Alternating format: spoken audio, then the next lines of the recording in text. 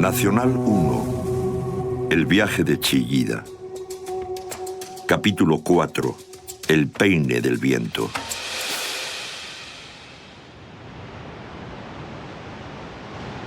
Es justo sobre la bahía, pero con muchas vistas al mar libre. Es mucho más salvaje de aquí y muy bonito, la verdad. Está justo encima del peine del viento. Es la casa que está encima.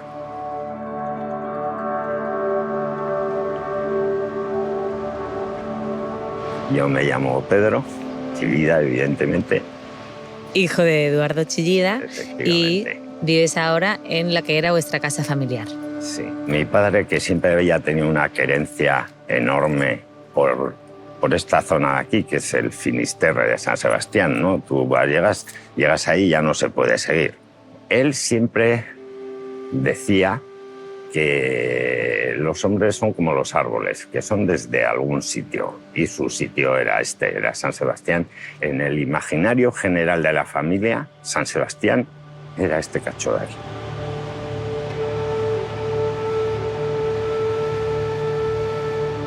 Pedro, ¿pesa mucho llamarse Pedro Chillida?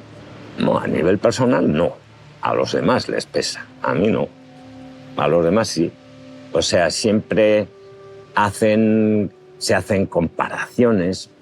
Mi madre me decía, oye, es imposible que un escultor haga hierro sin tener en cuenta a tu padre.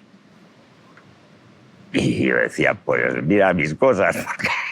Sí hay algo muy profundo que es muy igual, pero no es la estética, no es la forma. ¿Qué aspectos destacarías de la obra de tu padre? ¿Cómo dirías que es? Verdadera. Verdadera.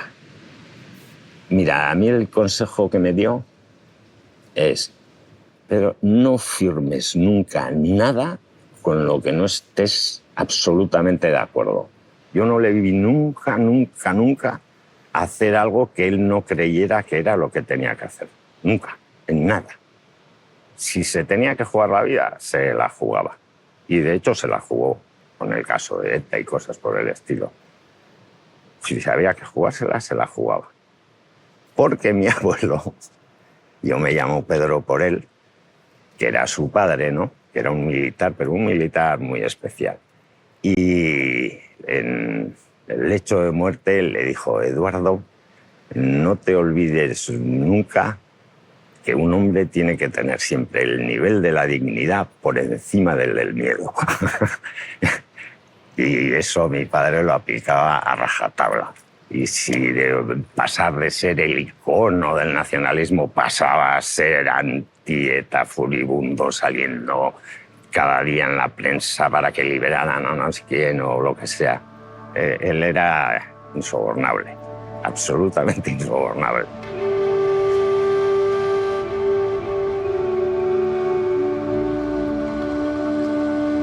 Cuéntanos qué cosas le inspiraba para crear. Bueno, enormemente la literatura, la mística, cosas por el estilo. Y luego tenía unas visiones un poco peculiares. Por ejemplo, todo el mundo considera a mi padre un artista abstracto, no sé qué. Es que ¿cómo vas a manifestar espacio o peso o cosas de esas que no sea haciendo algo como lo que hizo? Por ejemplo, el tema de Tindaya, la montaña esta, que desgraciadamente le habían ofrecido otras dos montañas, una en Sicilia y otra en Finlandia. Si hubiera elegido una de esas dos, estaría hecha desde hace 30 años. Mira, Pedro, nadie nos ha explicado ese proyecto, pero seguro que tú puedes explicar lo que quería hacer tu padre en Tindaya. Bueno, yo te puedo dar una pista de la génesis de todo aquello, porque yo estaba exponiendo en Toulouse, en Francia, y vino Hans Spinner, el que había hecho esta mesa, el ceramista, y nos dijo, os voy a llevar a un sitio que vais a flipar. Y nos llevó a una cantera que era de donde habían sacado toda la piedra para la construcción de las murallas, de esto todo. Y aquello eran catedrales dentro de la tierra. Y mi padre nos decía, joder, pero vamos a ver si esta gente quiere piedra y yo quiero agujero, pues sería fácil llegar a un acuerdo. O sea, sacar, yo compro el sitio, sacar y lo vendéis y ganáis dinero con eso y tal, y yo me quedo con el agujero. Y esas fueron las primeras ideas que tuvo de Tindaya. Fue un proyecto que no pudo hacer. Para él fue un palo, porque él que había sido el rey de la ecología, no sé cómo decir, a base de pegatinas suyas pararon la central de Lemoniz, de la central nuclear y cosas. O sea, era lo más ecológico que te puedas encontrar. Y de repente que todo aquello que se montó y tal, porque se hacía todo con un respeto a la montaña espectacular. Que se reparta la riqueza y que no se destruya la montaña de Tindaya ni nada de nuestro medio ambiente.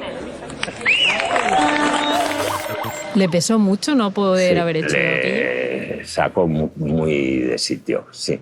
Yo creo que fue uno de los factores que le envejecieron enormemente. ¿Cómo fueron sus últimos años? El final fue terrible, terrible. Estábamos haciendo el Camino de Santiago, toda la familia andando, íbamos 25 o 30 andando ahí. En ese viaje es donde por primera vez detectamos que algo le pasaba.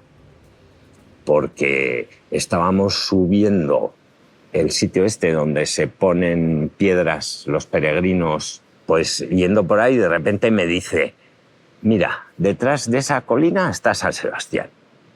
Y digo, ay, que estamos en León, ¿cómo que San Sebastián? Que no, como diciendo, no me engañas, ahí está San Sebastián. Y todos nos quedamos así como un poco extrañados. Y cada vez empezaron a pasar más cosas de esas, de su ubicación. Y bueno, pues fue un proceso que en el caso de mi padre fue muy rápido, porque desde las primeras manifestaciones hasta su muerte fueron 2 años y medio o algo así, no más. ¿Cómo vive la familia una enfermedad tan dura como el Alzheimer? Y yo cuando subía del estudio iba a verle y cogía, le abría así el pijama y le apoyaba la cabeza en el pecho y se emocionaba un montón. Él no sabía quién eras, probablemente, pero él sabía que eras de su banda. O sea, como saber tu nombre, esas virguerías, no. Pero notar que eras próximo, que le querías, que te conocía de alguna manera dentro de la nebulosa que tendría en la cabeza, se emocionaba enormemente.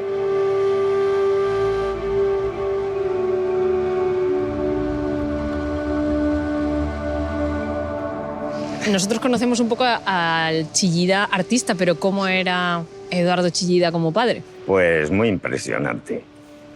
Era como vivir con San Agustín, no sé cómo decirte. Era un hombre bueno, era buenísimo, muy bueno, generoso, solidario, todo lo que quieras. Muy buena gente, muy buena. Y eso es bastante incómodo porque, claro, vivir al lado de un santo es una hijoputada. ¿Cómo de religioso era Chillida? Es que él vivía de un modo religioso, no es que... No era un santurrón, para nada, pero es que está muy mezclado con la ética. O sea, quiero decir que su religión era quizás más ética que religión. Mi padre hizo esfuerzos por aprender euskera, le costaba un montón y además no tenía la fijación necesaria de poner de verdad la cabeza en aquello. Y estaba tratando de aprenderse el Padre Nuestro en euskera, pero le costaba. Y dice mi madre, eso no te lo vas a aprender nunca. ¿Que no?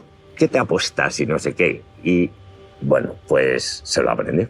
Se lo aprendió, íbamos a misa y cantaba el Padre Nuestro en euskera, le encantaba hacerlo. ¿A qué iglesia solíais ir a misa? A Santa María, habitualmente a Santa María. ¿Y hay obra de Chillida en iglesias? Sí, es un alabastro precioso Y ahí siempre era la iglesia donde íbamos siempre. Y ahí está Edorta Cortadi, que hace una colección de... A mí me lleva diciendo muchos años que lleve algo y tal. Estamos buscando el aire de Chillida. ¿Dónde crees que está el aire de tu padre? El que está respirando ahora. Esta zona de San Sebastián. Este es su aire. Y ese, el cielo.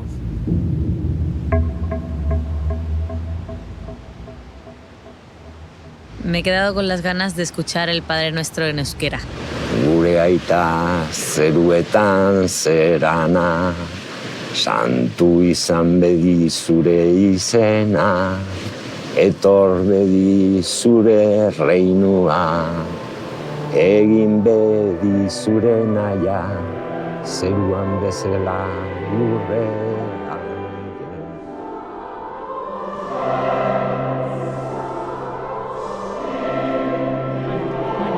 Hemos quedado con Edorta para hacerle una entrevista.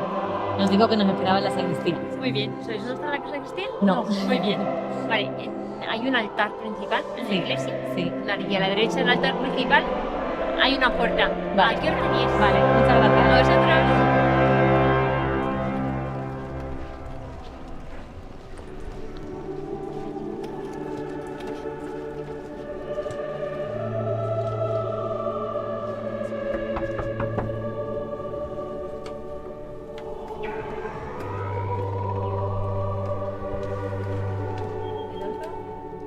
¿Qué tal? Soy Ángela.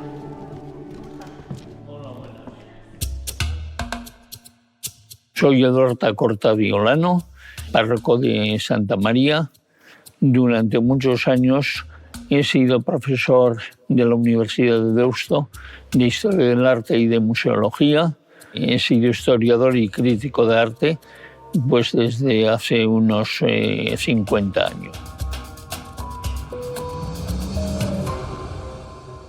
Y esta es la iglesia donde la familia Chillida solía venir a misa los domingos. Exactamente. La misa a la que acudía Eduardo, pues yo creo que es desde que se instaló en San Sebastián. Primero tuvo su primer taller en Hernani, en una villa que le cedió precisamente su abuela, y donde él, en contacto con un herrero que tenía enfrente de esa villa, pues empezó puesto que ponían los herrajes a los caballos, empezó a encontrar el valor del hierro pudelado, un hierro espúreo revuelto con tierra que le daba al hierro una coloración especial. ¿Cómo lo definiría usted personalmente? Pues yo diría que, diciendo con una frase en euskera, que era un plazaguizón, que era un hombre de plaza, era un hombre como los versolaris o como los poetas que se instalan en la plaza pública.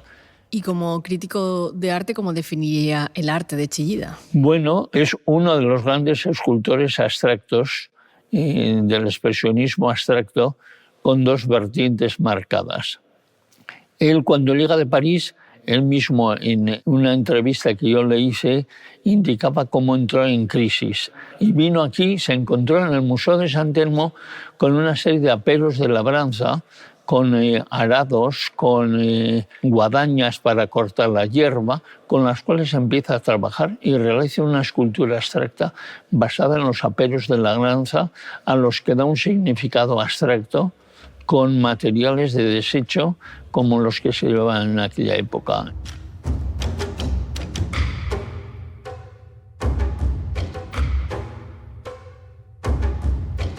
¿Cómo influye Chillida en el arte vasco y a la vez, ¿no? ¿Cómo se retroalimenta? ¿Cómo influye ese arte vasco en Chillida? Por una parte, Chillida es un elemento, no vamos a decir único en su género, porque tiene alrededor una constelación de escultores que son importantes también. El caso de Jorge Oteiza, el caso de Remigio Mendiburu, el caso de Vicente Larrea, rompen con esa tradición de realismo y, podríamos decir, parten de unos conceptos como es el espacio, como es el tiempo, como es la materia, son artistas que dignifican a lo que es la materia ciega, que para ellos no es ciega, no es opaca, es una materia trascendente. Es decir, el hierro en sí es hermoso, es bello y tiene significados diversos.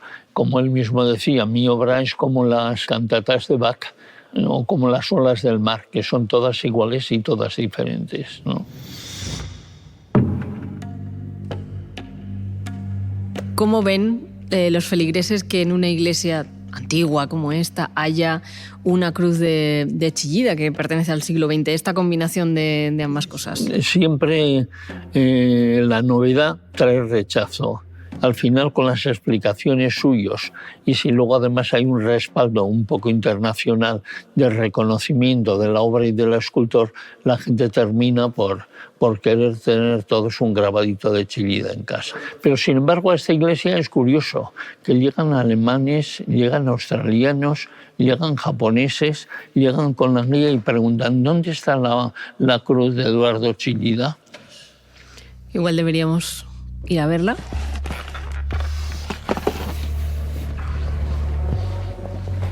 ¿Dónde está? Allí al fondo. Bueno, vamos en procesión laica por la nave central. Bien, es un bloque de alabastro, es translúcido. Parte de la cruz en positivo del lado derecho, que aquí se ve la cruz en positivo, esa cruz que es un signo de orientación que se da en todas las culturas. Se da ya en Egipto, se da en Roma, en cantidad de plazas, en cantidad de sitios que indican un poco las direcciones del norte, el sur, el este y el oeste. Es un signo de orientación que posteriormente, después los cristianos lo aceptan porque su jefe lo crucifican en la cruz. En principio es algo negativo, pero que el dolor, el sufrimiento, hasta que no lo interiorizamos cada uno de nosotros, no termina por resultar o por convertirse en luz.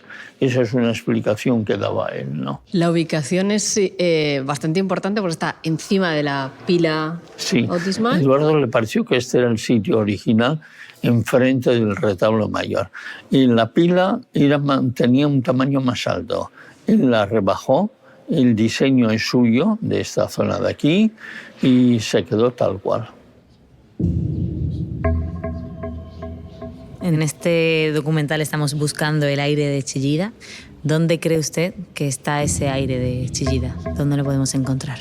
Era un hombre que le gustaba trabajar él con su mano y con obreros que doblaban el hierro a base de grandes piezas, ¿no? La generación posterior trabaja con ideas, con diseños, pero no son ellos los que se implican en la obra. No realizan las manos, es algo importante. Esas manos que Eduardo Chillida, a las que daba tanta importancia, ¿no? Que son las manos del portero, las manos del trabajador, las manos de la gente que trabaja con el arao en el campo o que trabaja con el hierro en la fundición, ¿no? Él eleva una serie de trabajos, de elementos, de categorías laborales, las eleva a categoría artística. Entonces, para seguir conociendo el aire de Chillida, deberíamos quizás pasarnos por una forja y comprender ese trabajo del hierro, ¿no? Probablemente, probablemente.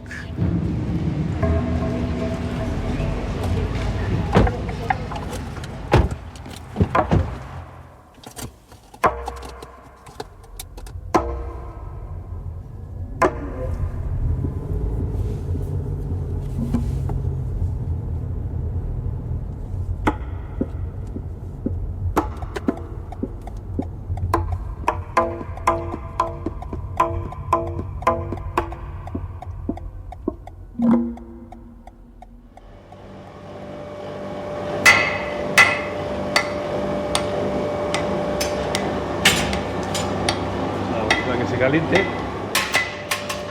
Pues mira, me llamo Ricardo Mediavilla, soy el último herrero que salió de Bellota Herramientas como oficial de primera.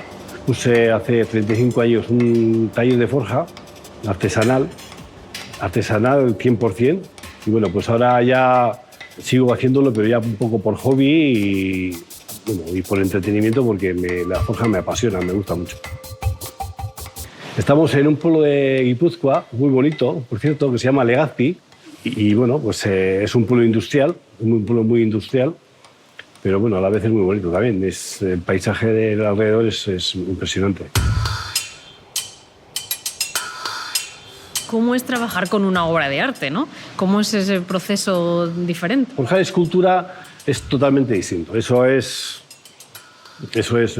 muy peculiar además, porque estás con el escultor, está media hora mirando la pieza, media hora y nada. Y luego cuando esto dice, oye, pues vamos a doblarle aquí, vamos a darle 5 milímetros más de aquí. Y hasta una hora solo pensando, claro, es que esta gente es otro mundo, estos piensan de otra forma, ¿no? Ricardo, estamos en el País Vasco, estamos hablando de escultura, te tengo que preguntar por Chillida. ¿Trabajaste con Chillida en algún momento? No, yo no. Yo cuando se hizo el Peine Los Vientos tenía 14 años cuando entré.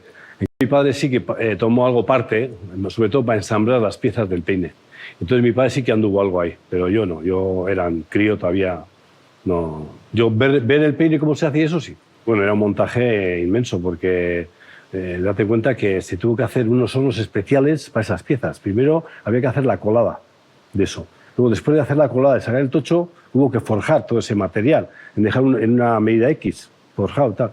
Pero luego eso había que moldearlo. Entonces se hacían hornos especiales para dar una forma determinada a eso. Era un montaje bestial aquello. Cuando se estaba haciendo la obra, venía él y su mujer. Su mujer siempre venía con él. Bueno, yo le he visto, le he visto, pero yo no sabía ni quién era ese señor.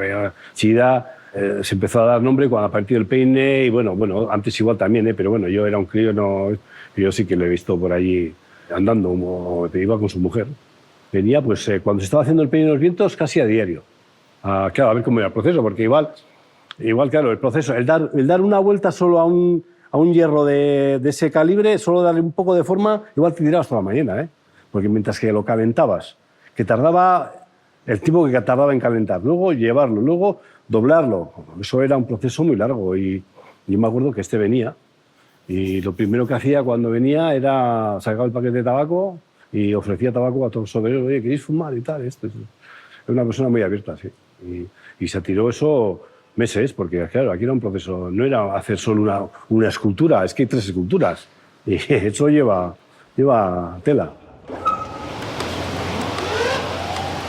Tú has ido a verlo, el Peine de los Vientos, ¿lo has visto? Por supuesto. ¿Y qué te transmite? A ver, lo ves como arte, aunque yo ya te digo que no soy ni escultor ni soy artista, pero sobre todo cuando vas allí te quedas mirando, aunque sabes cómo ha sido el proceso y cómo es, todavía no emocionarte, ¿no? Pero dices, joder, vaya trabajo que se hizo esto, cómo se hizo esto, con qué medios se hizo esto, o sea, es increíble. Pues mira, pues yo recomendaría ir a verlo porque según te vas acercando va cogiendo como mucho más protagonismo, por supuesto. Y lo vas viendo de otra forma ya, ¿no? Y ya cuando ya vas allí, ya lo palpas y ya el entorno, que es el ruido que hace, porque por eso es el peine, por el sonido que hace de esto es espectacular.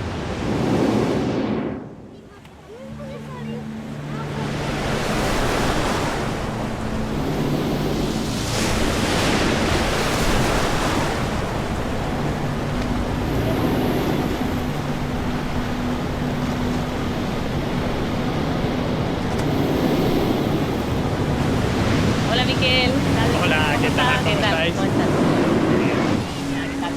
Pues soy Miquel Chillida, nieto de Eduardo Chillida y Pilar Belzunce, y bueno, trabajo en la gestión del legado familiar, trabajo como director de desarrollo de Chillida Leku y bueno, digamos que ocupa gran parte de mi tiempo y de mi vida cuidar de lo que los aitonas nos dejaron a todos. Define el lugar en el que estamos. Mira, estamos en el Peine del Viento, que es, diría que la obra más significativa de Eduardo. Este es un lugar muy especial, o fue un lugar muy especial para él. Mi aitona tenía una atracción con la mar muy importante.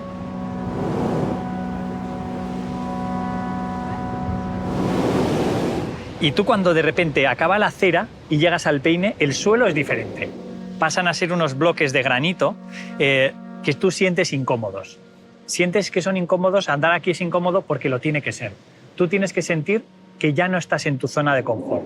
Tú ya no estás en la ciudad, que es ese lugar que el ser humano ha, digamos, domesticado de alguna manera. Y aquí te encuentras en este umbral con el mar, con las olas, con el viento. Y este peine está entre medias. Tú sientes que no estás en tu sitio, que no te pertenece. Tú sientes que aquí no puedes estar tranquilamente todo el día, porque hay una fuerza, hay algo muy peculiar aquí. Pero tú estás contemplando ese gran desconocido de una manera muy salvaje y muy real, como digo, que es la naturaleza, el viento, las olas. Y si te fijas, el propio nombre combina esta dualidad, ¿no?, entre naturaleza y ser humano. Peine, un objeto humano, un instrumento, y viento, la naturaleza. Y ambos convergen en este sitio, se tocan y son uno de alguna manera.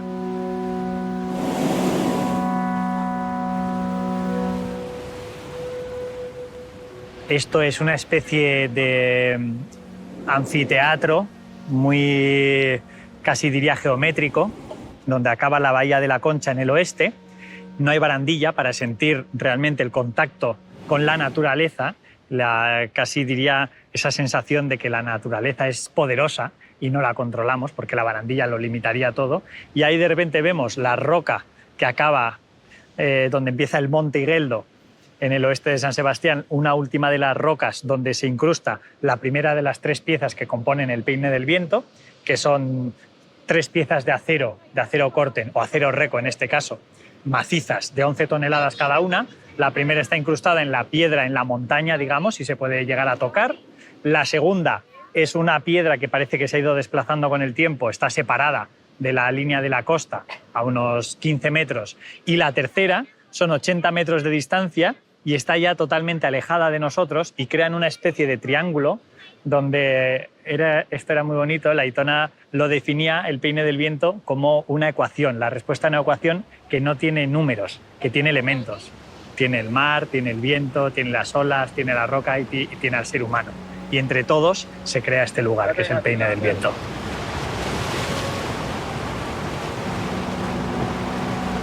El número 3 es fundamental en la obra de Chillida.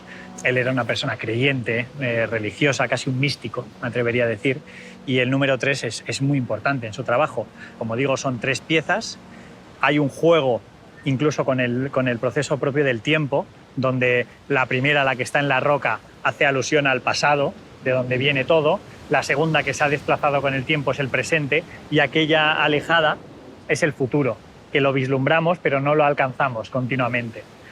Pero lo que es más importante del peine es que el Peine del Viento es un límite, es un umbral entre los seres humanos, entre la ciudad y entre la naturaleza.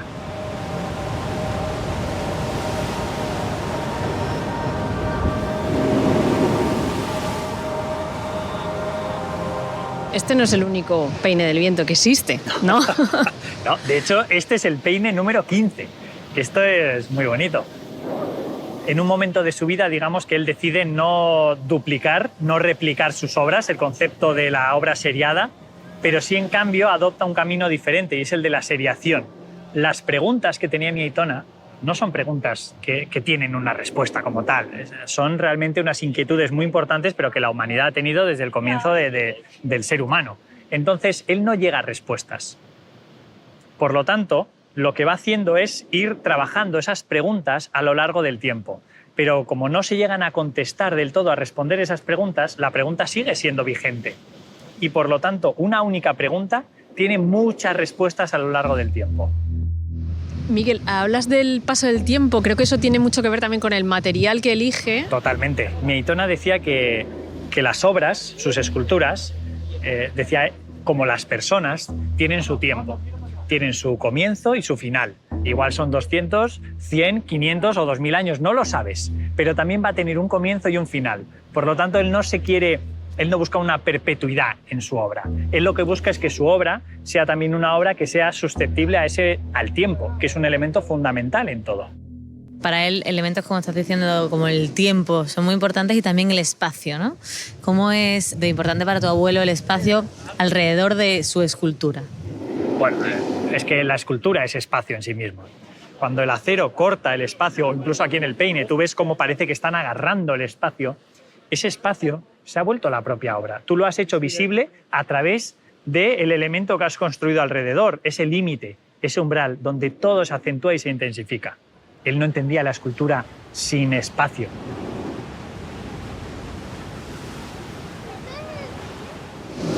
Dices agarrar el espacio. Sí. ¿Cómo le influyó a Chillida ser portero? El Aitona, en el fondo, cuando era portero ya era escultor y cuando era escultor seguía siendo portero. O sea, nunca dejó de serlo. Y esto lo decía él, además. Y él siempre defendía en lo que decía, que era genial, decía que el espacio del campo de fútbol es un espacio bidimensional. Pero en cambio el área, con la portería, crean un diedro, el cual es el único espacio tridimensional del campo de fútbol. Y decía que todos los principios activos del fútbol pasan ahí, en ese espacio tridimensional.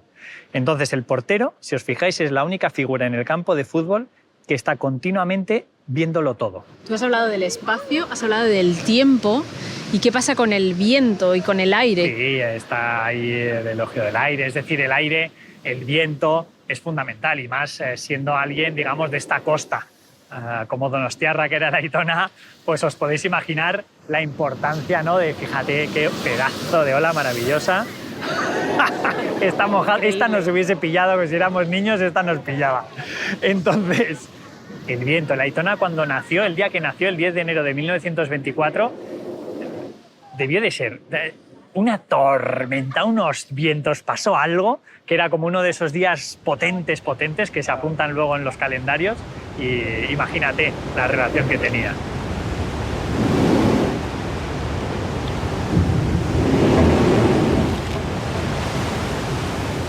Llevamos un tiempo buscando el aire de Chillida y hemos llegado hasta aquí. ¿Crees que lo hemos encontrado o que tenemos que seguir buscando algo más? Bueno, yo creo que estáis cerca, pero todavía falta Chillida Leku. Chillida Leku es el lugar que digamos, que creó en vida durante los últimos 20 años de su vida.